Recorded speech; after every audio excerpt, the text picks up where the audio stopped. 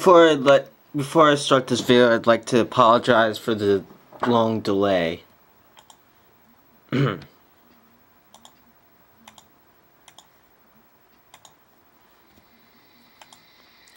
I waited. And I waited. All night. Nook never came. It must be 3 a.m. now, and drowsiness is starting to make me clumsy and dangerous to the mission. Quiet as death, I sneaked around the corner of the store and peered into the inky blackness of the shop. Terror sleeping into my imaginative brain. At first, I thought I could see shapes shambling in the dark recesses, and I almost lost my nerve before realizing it was just the ever-swinging arm of a grandfather clock Nook had on display that day. The closed sign had been turned. Sorry, we're closed. Our hours of operation are 8 a.m. and to 11 p.m. The door was locked. The shop was abandoned. I swore under my breath, utterly perplexed by Nook's twilight getaway. Could he possibly have known I was watching? Could he really have been that quiet? He is some kind of fucking raccoon. After all, a night...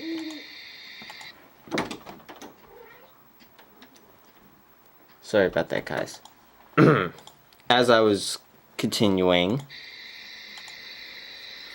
After all, a thief in the night... I strained into the distance, hoping to see the hint of a shadowy figure sculling away, but there was nothing. I had failed, and I was beginning to grimly make my way back to my house when I remembered the pit traps. As I began to clear away the evidence, an odd red glow made its way into the perpetual vision. I looked up, slightly curious, slightly panicked to see that the night clouds were reflecting the soft red glow as though from far away that seemed to be pulsing slightly. The sky was lit up like dawn, but it wasn't morning. It was the middle of the night. That's when I heard the siren, faintly in the distance. It was like a foghorn or an air raid siren you would hear during a military strike. Awooga! It was entrailing and terrifying. Could this possibly have something to do with our plans? Why tonight of all nights? I quickly gathered up my work and drove into my house, half expecting the door to be busted down by angry residents with matches and pitchforks. Cautiously, I peered through the slightest crack of my door. To my relief, the residents were just as surprised as I was and had started to come outside to look. Though only for only a few minutes, the red light had faded off.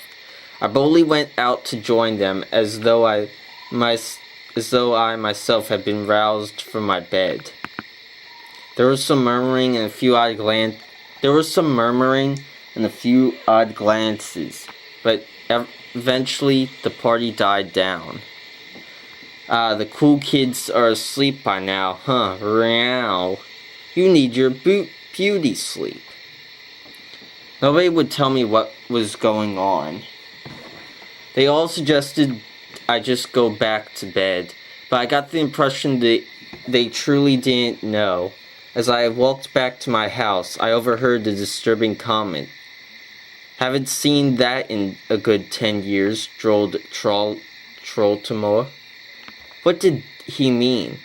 Had this camp really been around for that long? If children had been kidnapped 10 years ago, where were they now?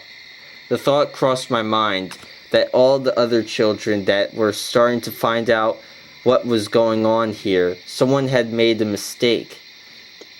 Maybe there was an escape or a fight. Maybe tonight was the last night for some poor bastard on the other side of the island.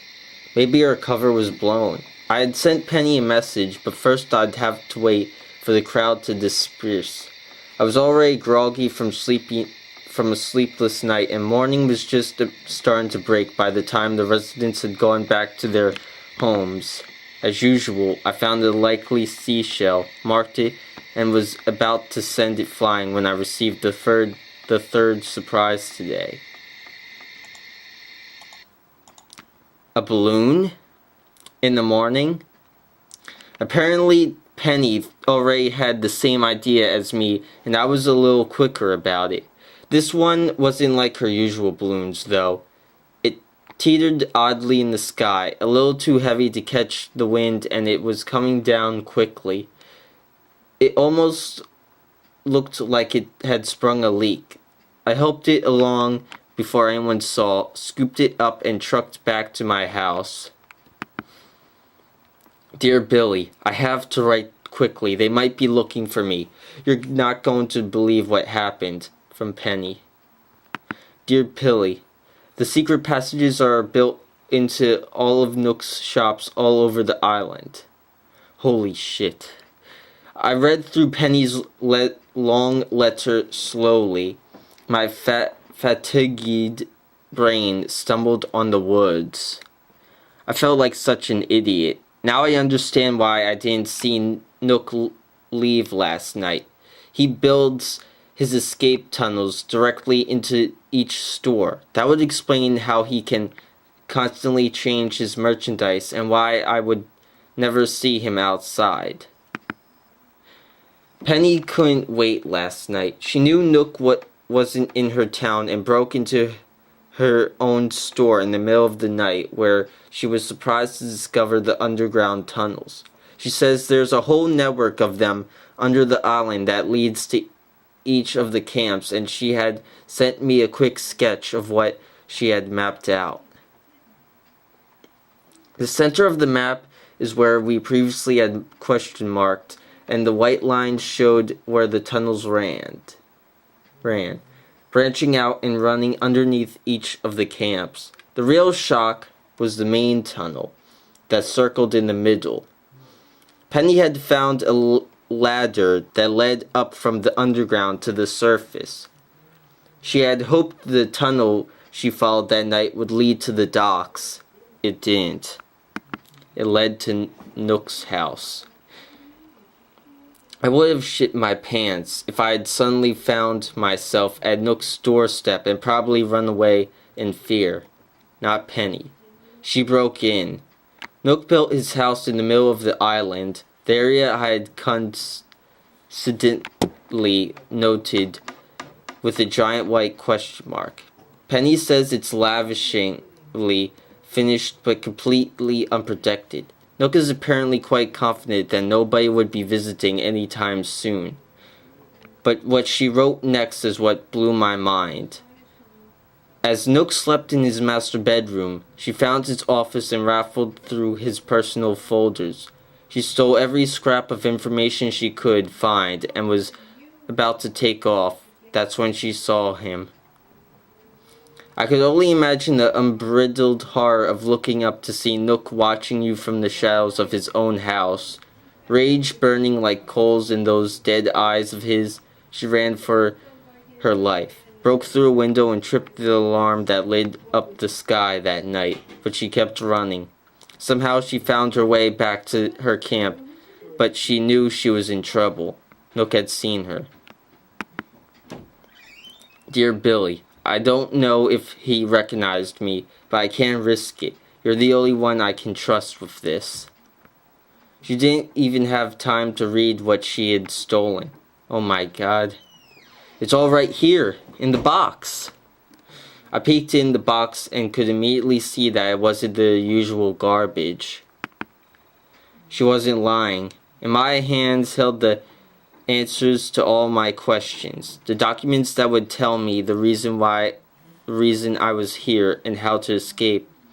The box was overflowing in bent folders, printouts and forms outlining every action Nook made. I had Nook's personal files.